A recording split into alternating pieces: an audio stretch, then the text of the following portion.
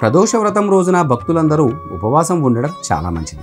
కొంతమంది సూర్యోదయం నుండి సూర్యాస్తమయం వరకు ఉపవాసాన్ని ఉంటారు.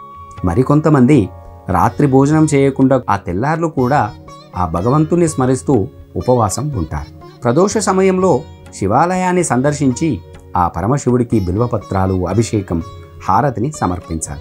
శివస్తోత్రాలు, మంత్రాలను భక్తి శ్రద్ధలతో పఠించాలి. ఈ రోజున దాన ధర్మాలు చేయడం వలన ఎంతో పుణ్యం లభిస్తుంది. ఆ ప్రదోష వ్రత కథను వినడం వలన కూడా మరింత పుణ్యం సిద్ధిస్తుంది. సూర్యాస్తమయానికి ముందు ఆ ప్రదోష కాలంగా ఆ శివునికి పూజను జరుపుకోవాలి. ఈ సమయంలో శివుణ్ణి పూజించడం మరింత ఫలవంతంగా కూడా ఉంటుందని మన శాస్త్రం చెబుతుంది. ప్రదోషం అంటే దోషాలను నాశనం చేసేవాడు అని అర్థం.